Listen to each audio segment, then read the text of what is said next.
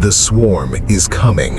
Billions of insects, a cloud so dense it blocks the sun, moving at 150 kilometers per day, consuming everything in its path: crops, vegetation, the agricultural foundation of entire regions, with a destructive efficiency that no human force has been able to stop for 10,000 years. A single locust swarm of 1 square kilometer can consume the same quantity of food in a single day as 35,000 people. The largest swarms in recorded history have covered areas of over 1,000 square kilometers. They have caused famines, they have triggered revolutions, they have reshaped civilizations. And China decided to turn them into a billion-dollar industry. Not by stopping the locusts, not by spraying pesticides across millions of hectares, not by accepting the losses as a natural disaster and rebuilding afterward, by eating them, processing them, farming them at industrial scale, and building an entire industrial ecosystem around one of the most feared insects on Earth. This is quiet tech process. To understand what China built, you first have to understand what locusts actually are and why they are so uniquely devastating. Locusts are not a separate species from grasshoppers. They are the same insect in a different phase. Under normal conditions, grasshoppers are solitary creatures scattered across agricultural landscapes in low densities, causing limited damage.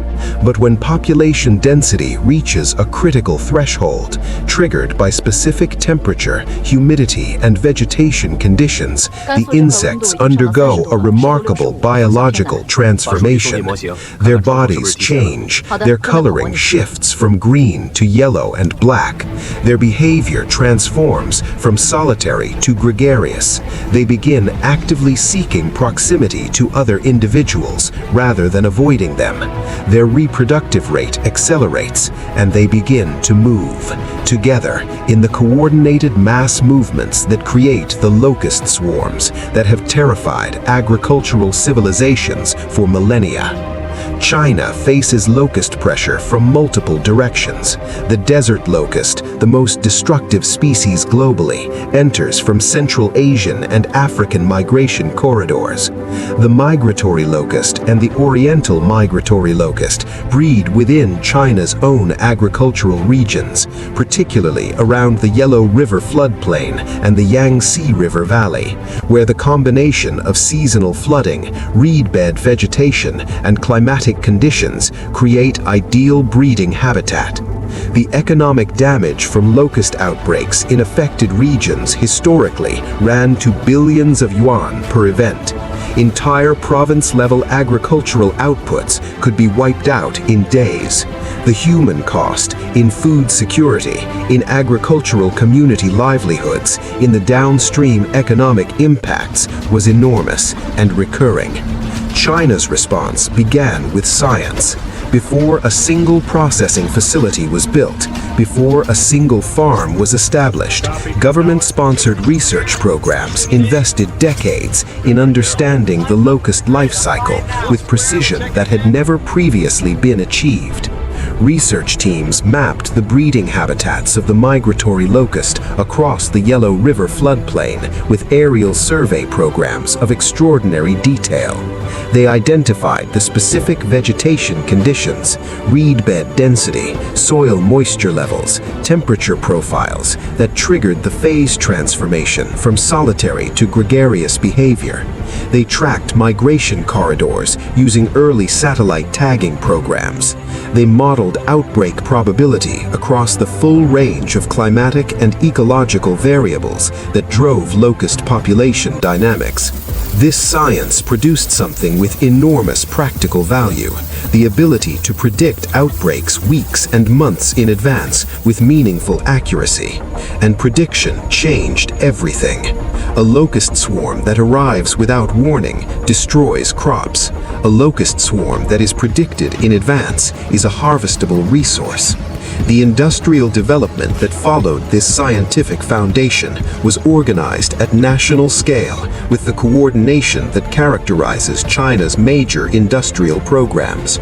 The first processing facilities were established in the provinces most affected by locust outbreaks: Shandong, Hainan, Hebei, and the regions around Lake Hanzhe, where migratory locust breeding had historically been concentrated. These facilities were not improvised operations. They were purpose-built industrial plants designed with full cold chain infrastructure, automated processing lines, quality control laboratories, and the packaging and distribution systems needed to connect locust-derived products to national and international markets.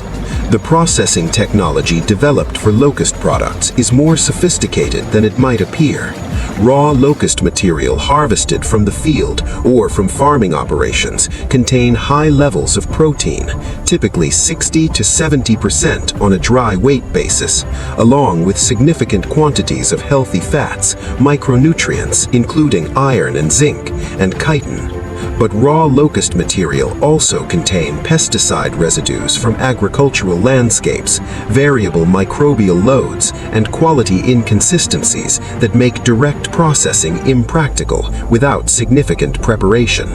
The industrial solution was a multi-stage processing chain. Harvested locusts undergo initial cleaning and sorting to remove field contamination and non-locust material. They are then heat-treated to achieve food safety standards, killing pathogens and parasites while preserving nutritional value. The processed material is then separated into product streams: whole dried locusts for direct consumption markets, locust flour produced by milling the whole insect, locust oil extracted by cold pressing, and chitin extracted for industrial and pharmaceutical applications. Alongside the processing industry, China developed a parallel farming sector that removed the dependence on wild harvest entirely for a growing proportion of the supply. Locust farming at commercial scale requires specialized facilities that maintain the precise environmental conditions needed for rapid breeding and growth cycles. Indoor farming facilities control temperature. Locusts require temperatures of 28 to 35 degrees Celsius for optimal development, humidity, lighting cycles, and feeding regimes that maximize growth rates while maintaining the nutritional quality of the product. The facilities themselves are engineering achievements. Large-scale locust farms consist of climate-controlled shed complexes housing hundreds of breeding cages. Each cage is engineered for optimal ventilation, temperature uniformity, and feeding access. Automated systems control environmental parameters across the full facility, with monitoring sensors feeding data to management systems that adjust conditions in real time. Feed supply for the farming operation is itself an engineered system. Locusts at commercial farming density consume enormous quantities of fresh vegetation, primarily wheat bran, rice straw, corn stalks, and fresh grass, requiring organized supply chains that interface with agricultural waste streams from surrounding farming regions. This creates a circular economy loop. Agricultural crop waste from grain production feeds locust farms, and locust farm products return nutrients to agricultural systems as high-protein animal feed. The breeding cycle management achieves production efficiencies far beyond what wild harvest alone could provide.